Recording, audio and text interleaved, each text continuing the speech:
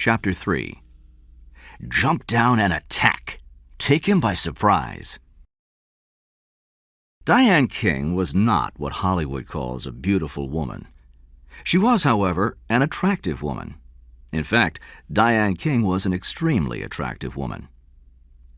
She stood there in her luxurious house, a woman of 32, wearing narrow black trousers and a white shirt.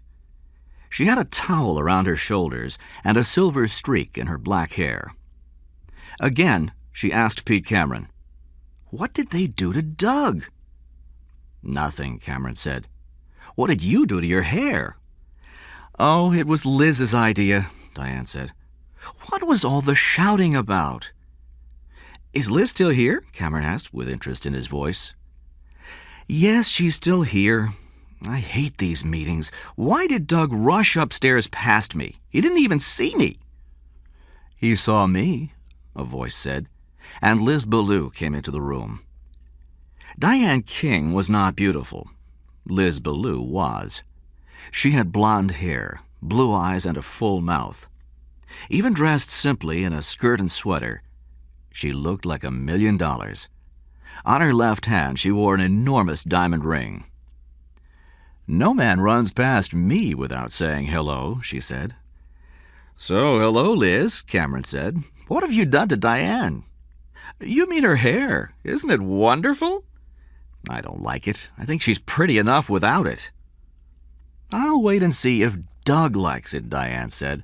"Where is Doug? What's he doing up there?" "He's only making a phone call," Liz said. "Is he in trouble, Pete? That look on his face—" "Don't you know that look?" Liz said. "My Harold wears it all the time. It means he's about to murder someone." "Murder?" Diane said. "Pete, what happened?" "Nothing. They offered Doug a deal, and he turned them down." "My Harold would have kicked them out of the house," Liz said. "That's just what Doug did." "Then prepare yourself for a murder, Diane," Liz said. "I'm always prepared," Diane said, with a troubled look in her green eyes. "But they seem to happen so often these days." "Well, Diane," Cameron said, "that's business. Dog eat dog." "Anyway," Liz said, "murder can be fun. Lie back and enjoy it." She smiled at Cameron, and he smiled back at her. The two had been secret lovers for years. Surprisingly, perhaps, this had never stopped Liz from loving her highly successful husband, Harold, with all her heart, or Pete Cameron from spending most of his time thinking about work. Diane poured herself a drink. "Is Doug planning something?" she asked Cameron. "Yes, I think so." "I thought he might—" "Might what?" Doug King asked as he came into the room. "Did you make your phone call, Tycoon?" Liz asked. "I couldn't get through." He kissed Diane, then looked at her and said, "Honey, you've got egg in your hair." "Sometimes I wonder why we bother," Liz said, annoyed. "Don't you like it, Doug?" Diane asked. King spoke carefully. "It's okay, I guess." "Okay?" Liz said. "You'll have to do better than okay, Doug." She looked at her watch. "I must go. I promised my Tycoon I'd be back at 4. "You're late already," Cameron said. "Have a drink before you go. One for the road." "I really shouldn't," Liz said. "You'll have to persuade me." "I'll persuade you, all right. I know what you like." Their eyes met. Fortunately, at that moment the telephone rang, and Diane picked up the receiver. "Hello," she said. Then she handed it to Doug. "It's your call from Boston." Cameron looked up from the drinks he was mixing. "Boston?" he said. "Is that you, Hanley?" Doug asked. "How's it all going?" "It's going fine, Doug. We're getting there," said the voice in Boston. "Listen, we've got to act fast. Get the deal all tied up today." "Today? He wants to keep 5% of the stock, Doug. I'm doing my best, but I don't think—" "I need that 5% as much as I need the rest, Hanley," Doug said. "I don't care how you do it, but get that deal for me today."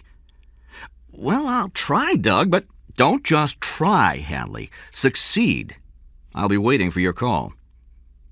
He put the phone down and turned to Cameron. "Pete, you're going to Boston." "I am?" Cameron said, handing Liz her drink. "Lucky boy," she said. "I just love the shops in Boston." "You're going to Boston with a big fat check," King said. "You're going to help make me the biggest deal of my life." "What's it all about, Doug?" "I'll tell you later," King said. "Not yet. Telephone the airport and see when the next flight leaves. Use the phone upstairs. I want to keep this one free for Hanley to phone back." Cameron smiled at Liz as he left the room. King clapped his hands together sharply. "Oh boy," he said, "are those guys going to get a big surprise, trying to involve me in their rotten little plan. Can you believe it, Diane?" "Excuse me, Mr. King," a voice said. The man who had come into the room was only 35, but he looked older. He was Charles Reynolds, the King's chauffeur. Looking at him, you felt that there was something weak about the man, and also something terribly sad. It was not a surprise to learn that his wife had died, leaving him to bring up his young son alone. "What is it, Reynolds?" King asked a little impatiently. He was fond of Reynolds, but not of the man's weakness. "I only wanted to know, sir, is Jeff here, sir?" That's a question for Mrs. King," King said. "He's upstairs playing with Bobby," Diane said. "Oh, fine. I hope I'm not bothering you, but it's getting a bit cold. If they go outside, I think he'll need a coat." "Don't worry, Reynolds," Diane said. "I've already given Jeff one of Bobby's sweaters." "Oh, thank you, ma'am. I never seem to be able to decide." "You'll probably be driving Mr. Cameron to the airport later," King interrupted. "Yes, sir. When will we be leaving, sir?" With a loud scream, Bobby King, wearing a blue sweater, rushed down the stairs and burst into the room, closely followed by Jeff Reynolds, who was wearing a red sweater. Both were 8 years old, both blonde, and at first sight they could have been mistaken for brothers. Taking no notice of the adults, they ran towards the door. "Hey!" King shouted to his son. "Stop there!" "What is it, Dad?" "Where are you going?" "Outside to play. Let us go. We're in a hurry." "Why? What are you playing?" "We're playing cowboys and Indians, Mr. King," Jeff said. "We take turns. The Indian has to hide in the woods, and then the cowboy has to find him." "Don't go too far from the house, Bobby," Diane said. "I won't, Mom." "Who's the Indian now?" King asked. "I am," shouted Jeff. "Quiet, son," Reynolds said, "and take good care of that nice sweater Mrs. King lent you." "Oh, sure," Jeff said. "He won't catch me, Dad. Don't worry." "Oh, won't he?" King interrupted. "You'd better catch him, Bobby, if you're a true son of mine. What's your plan, boy?" "A plan, Dad? Just chase him and catch him, that's all." "Never chase the other man, son," King said. "I can see you need help." "Oh, Doug, just let them go and play before it gets dark," Diane said. "I will," King said, smiling. "But first the boy needs some professional advice." He whispered to Bobby, "Climb a tree and watch him. When you know what he's going to do, jump down and attack. Take him by surprise." "We're not allowed to climb trees in this game," Bobby said. "Do anything you like, son, as long as you play to win." "Doug, what are you saying to the boy?" Diane said. "Only the facts of life," Liz answered. "Why don't I get any help, Dad?" Jeff asked his father.